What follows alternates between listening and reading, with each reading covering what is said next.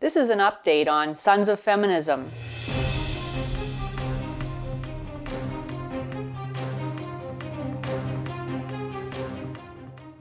I'm Janice Fiamengo from the University of Ottawa.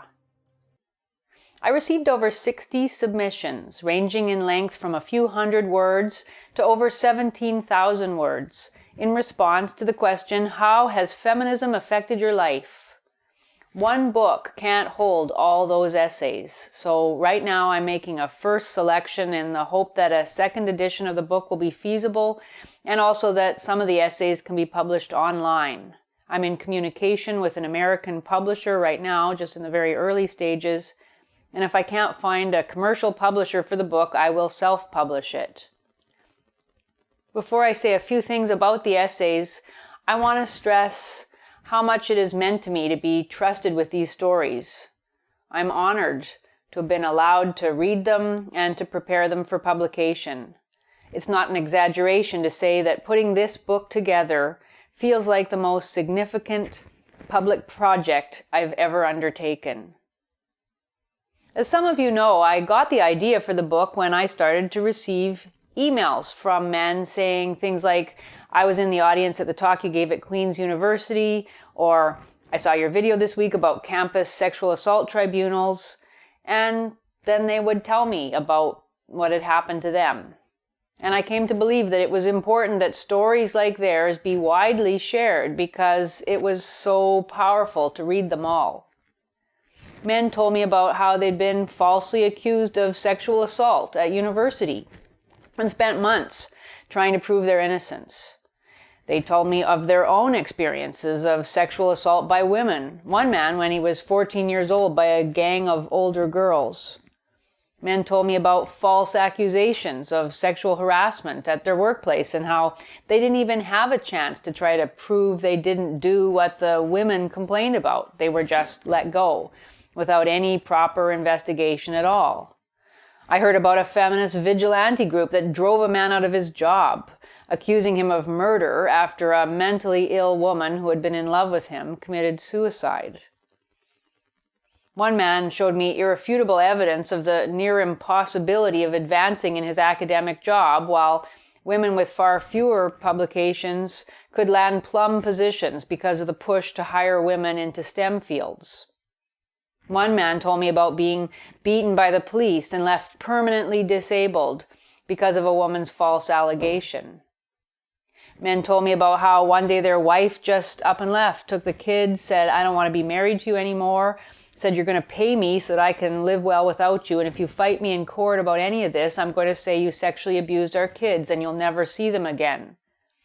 And in some cases, even though they paid, they still didn't see their kids again. And their lives were ruined because of experiences like these, and nobody important cared or even acknowledged it. I heard from young men who said that from day one in public school, they were told explicitly and implicitly that girls' lives mattered more, that girls needed to be respected and treated well and supported and encouraged, and boys didn't need that or deserve it. They learned that boys needed to be reformed through lectures about the dangers of their masculinity, that they had to learn that they could hurt girls, sometimes just by liking them or looking at them.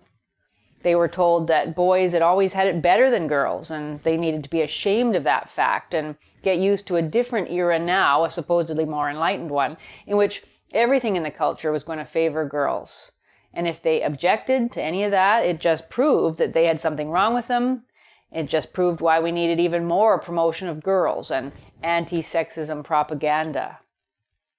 I heard from young men about what it was like to be raised by a mother who didn't like men and who made them terrified of their own sexuality. I heard from young men about what it was like to be raised by a violent mother who verbally and physically assaulted them and their fathers and all along claimed to be a victim. These emails I received totally contradicted the feminist narrative of how relatively easy it is to be male in our culture, how men have a sense of entitlement with regard to women, how men have power and women don't, supposedly, and how if men are angry about feminism, that's because they don't like the idea of sharing all that power with women. But these men they didn't mind sharing power. That was the last thing they objected to. What they objected to was a woman-focused system that in every important way denied them basic rights. The right to parent their children, the right to know what they were being accused of, the right to equality before the law, equality of opportunity at work, and so on. They were objecting to a system that not only didn't care about them, but actively discriminated against them and at the same time kept haranguing them about their so-called privilege. These men didn't want to keep women down. I never heard from a single man out of the hundreds of emails, maybe over 1,000 that I received, who said equality of opportunity was a bad idea, or who wanted to go back in time to a previous era when women didn't have abundant career opportunities, or who objected to working with women, or who saw women as objects, or whatever feminists tend to say men's beef is. In fact, the thing that probably struck me most over the past couple of years of emails and in the submissions that I received for the book was the high regard that most men still have for women in general, despite how they might object to feminist theory or might have had a bad experience with one or more individual women. That was probably the thing that surprised me the most, men's mildness. This is the biggest lie of feminism, I think, that a lot of men hate women, that misogyny is a big phenomenon of our culture.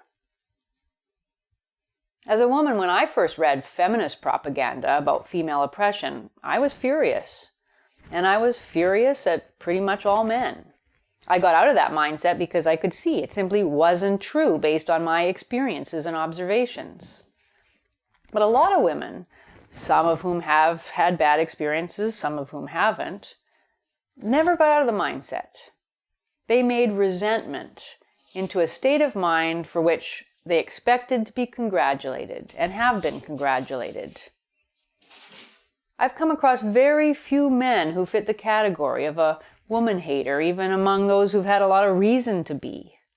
The vast majority of the men I've heard from are hopeful about the possibility of creating a better society in cooperation with women. A lot of them have a worshipful, or at least loving, attitude. They want a society where men and women work together as equals for mutual benefit. And I've just not encountered this attitude in the women I know generally, apart from the women I've met in the men's rights movement and the anti-feminist women that I know. But many women that I've talked to, they'll listen to what I have to say and at the end of it just won't acknowledge men's issues at all. And they'll harp on about some relatively minor thing that happened to them 35 years ago, some single remark one man made, or some incident they felt was sexist. And that is what, all these years later, is stoking their anger and their refusal to care about male suffering. I've never met a man quite like that. This is the thing I didn't know about men overall before I started this adventure in the men's rights movement. And it's made me realize that feminism could have achieved everything it said it wanted in terms of expanded professional opportunities, sexual freedom, an end to sexist stereotyping. Could have achieved all of that without the anger and the hatred against men. This is perhaps an obvious point, but it feels like a big insight to me.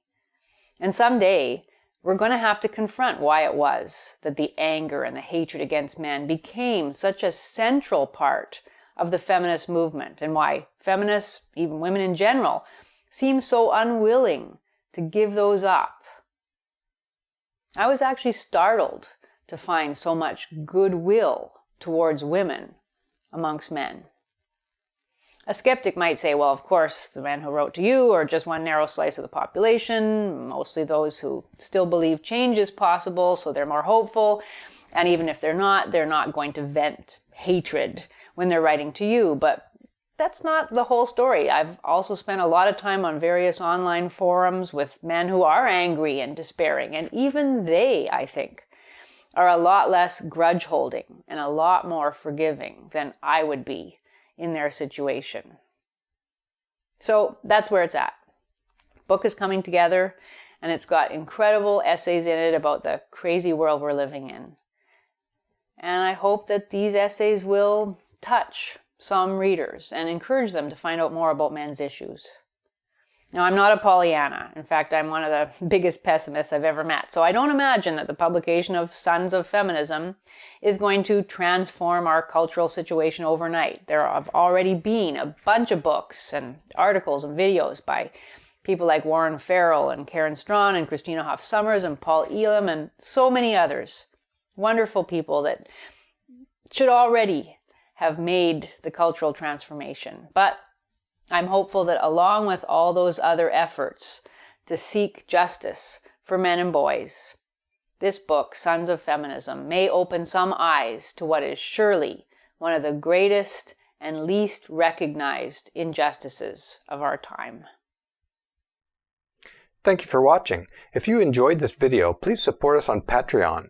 If even half of our subscribers gave us $1 per month, we'd be well on our way to creating more and better content.